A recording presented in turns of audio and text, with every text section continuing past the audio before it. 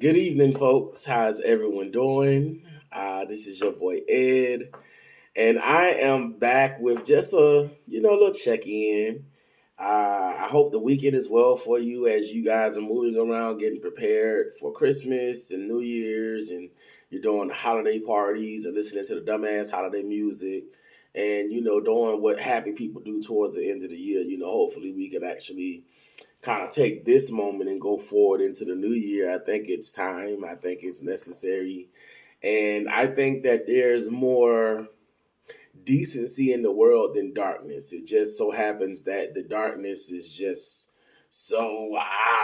they're loud. They're very, very loud. They're loud. They're boastful. They want to be seen.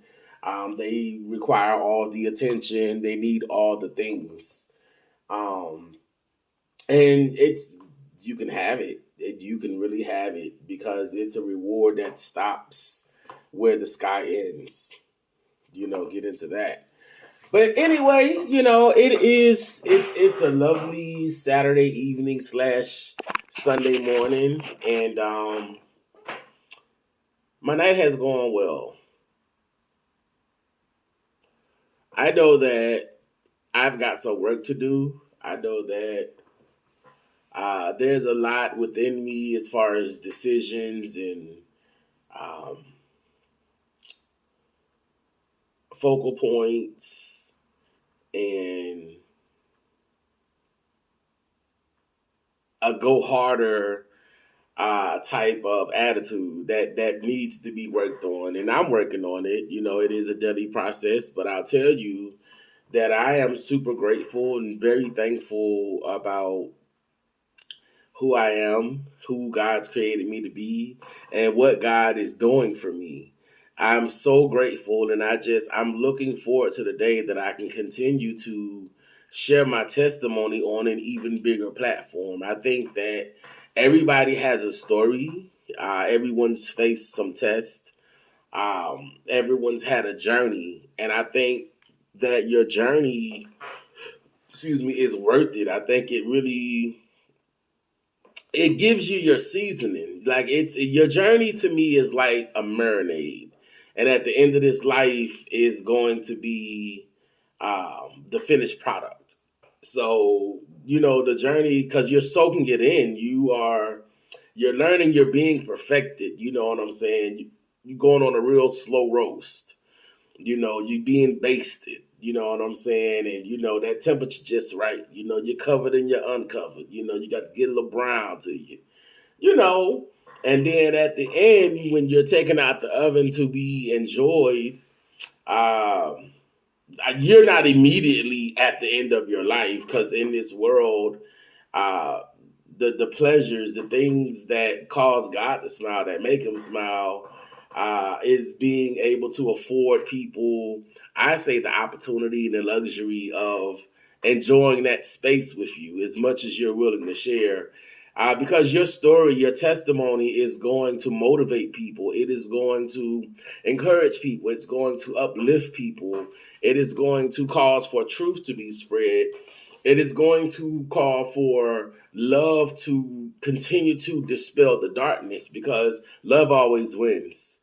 It seems now that that's not necessarily the case, but we have to remember the media uh, predominantly, unfortunately, is run and operated by people who would see chaos and confusion and darkness and a codependency on all things human.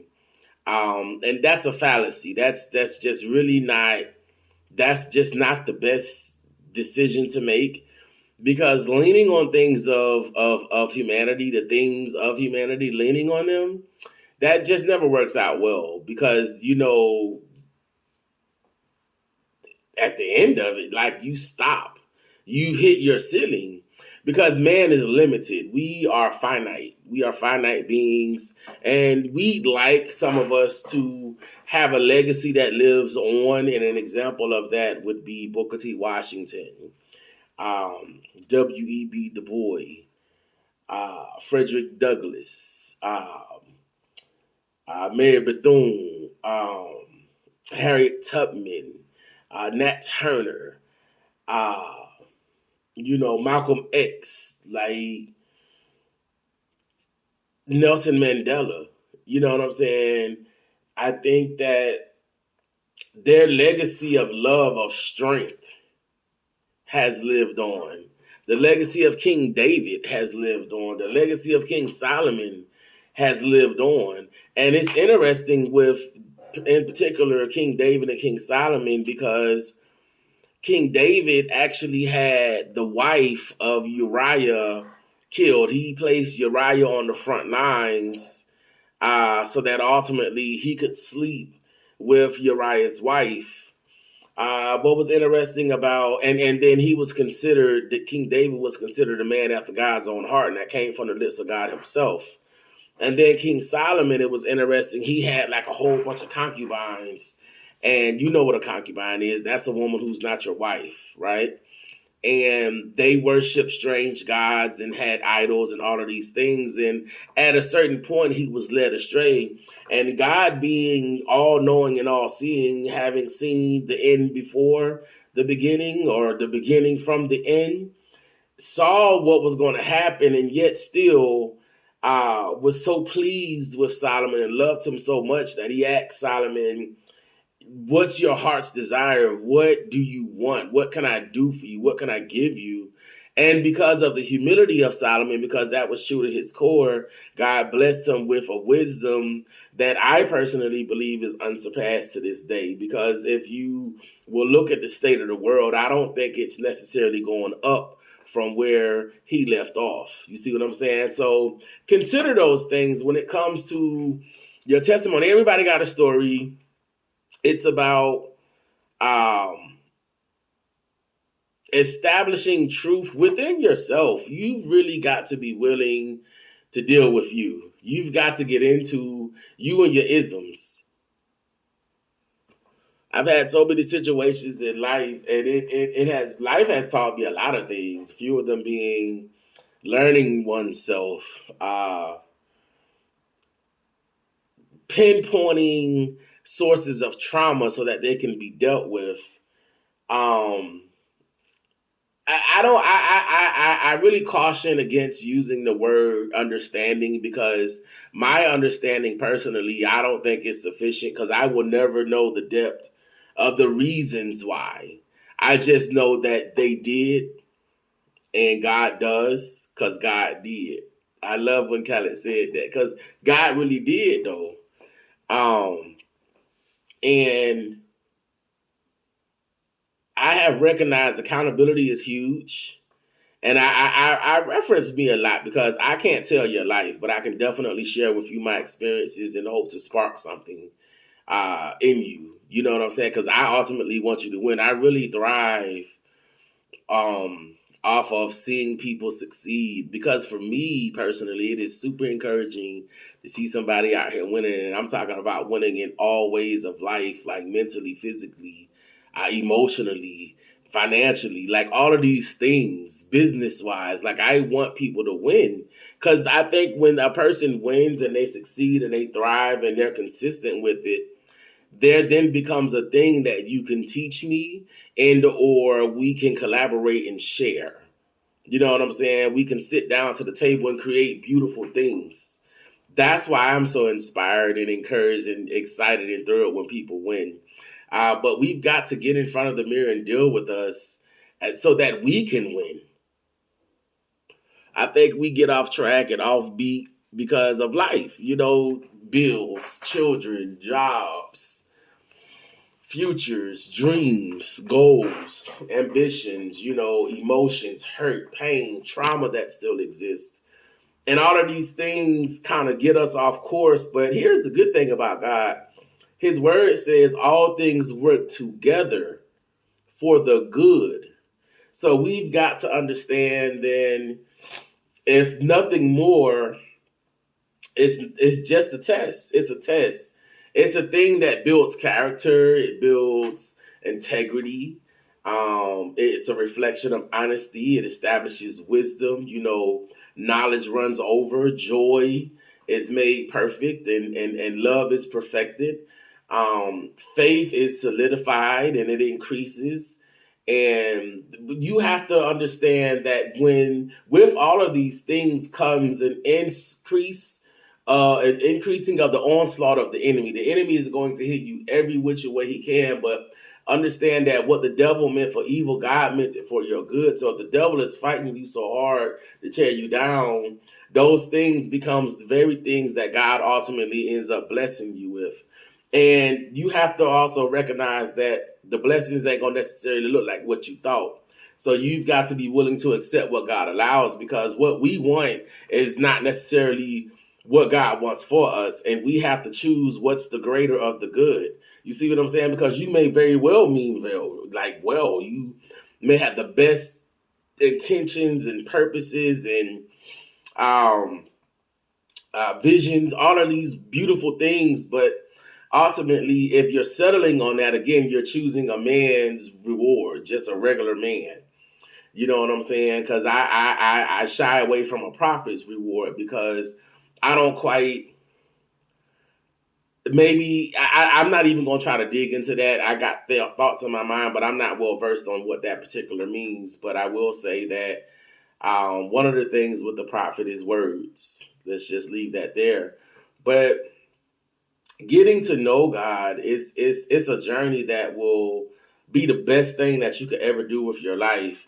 And it takes you to really being honest with yourself, having that conversation with yourself, having the unction to say, you know what, let me at least try. God is just asking that we try. He's not asking anything difficult of anyone.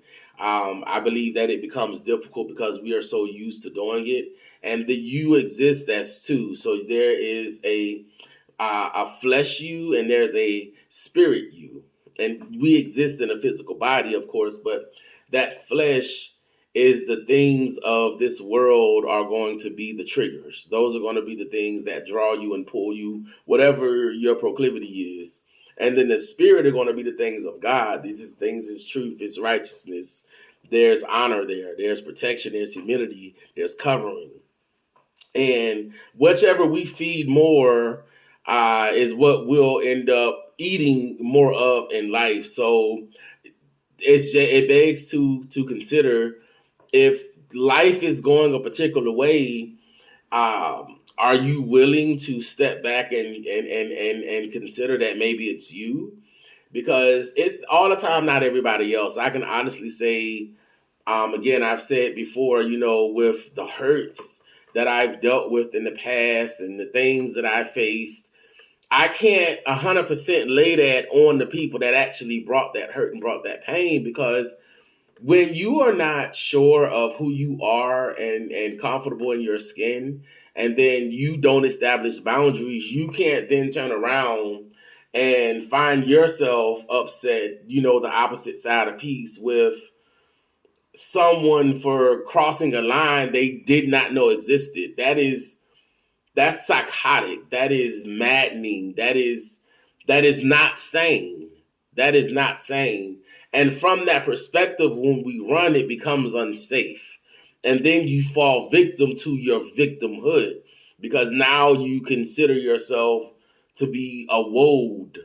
You see what I'm saying? And when you are a woad, it's always someone else's fault. Your finger's always going like that. That's what your finger does.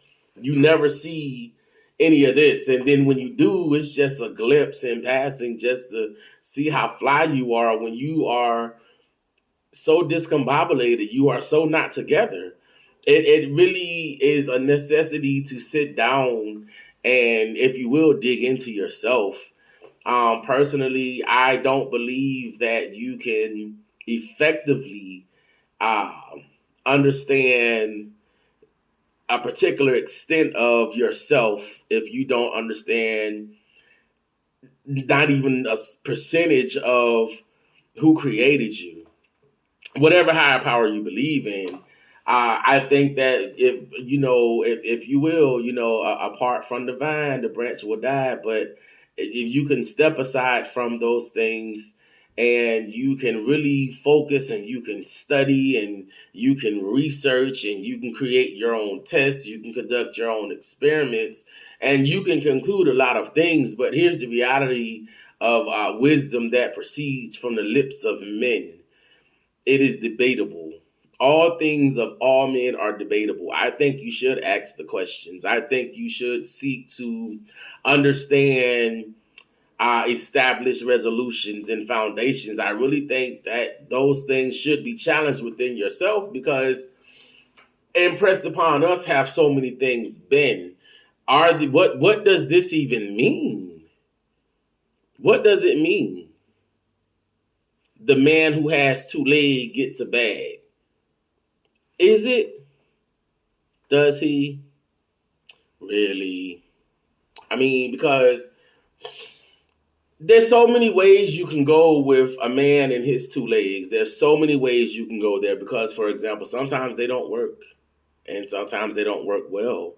Um, that challenges, but does that, on the opposite side, does that mean that, with your malfunctioning legs, you still get a bag?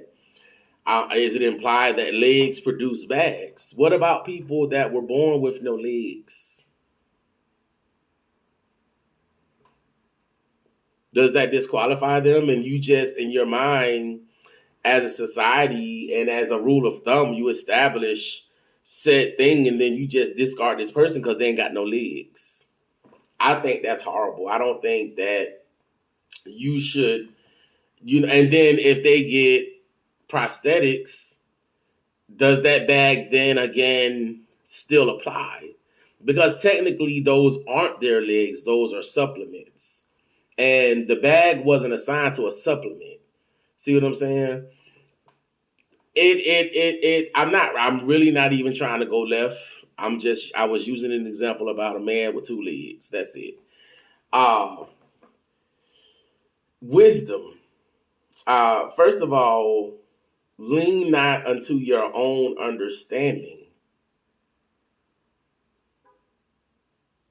And your own understanding is the way you process and perceive and understand. That's the way you do it. You know what I'm saying? I think that it's better to lean on the understanding of your higher power, because my higher power has many things that he has spoken to understand. See what I'm saying? Because I gather from his understanding that according to his words, he loves me. So he loves me. He is my father. He is my friend. He is my doctor. He is my attorney. He is my representative. He is my source. He is my resource. He is my protection. He is my comfort. He is my hug. He is my sustainer. He's my restorer. He is just everything to me. He is everything to me. So because I've since learned that, like I can stand in that, and I can understand that his understanding is sufficient, long as I believe what he understands, because he speaks to us what he understands, what it is, like what it is in his heart and in his mind, like what his intention and purpose is. We can understand that that's enough to soothe and quell our own understanding, and bare minimum, it should at least supersede how we process. It should supersede how we make our decisions. It should supersede, just, I don't know, our vision, our purpose, like the movements, the things that just sustain. Like it should really govern that. Am I 100% there? Absolutely not. Absolutely not. I sure ain't. And so because I'm not, I don't have room and or a place to point fingers at you. And so why waste my time pointing fingers at you when I could be focusing on me? Because hopefully, it is my hope that maybe something within me and about me and through me, because of him, will help you to further get along in life. If I can't add to you, I ain't gonna take away from you. I'm not gonna do that. I said this was gonna be a short. Well, I said it was gonna be, a little check in. Um, I'm going to get up off of here, but I'm going to leave you with a thought. I'm going to leave you with a thought. If you had a chance and an opportunity to not do it over again, but to get it right, to do it right, because you understand differently now, you process differently now, you move differently now, what would you do with that? What would you do with that? And we'll touch up on that next time because I do got a question. I really want to know, what would you do with an opportunity to get it right? What would you do with that? What does that look like for you? All right, so y'all consider and ponder. I love you. I appreciate you. And I'll talk to you later. Bye.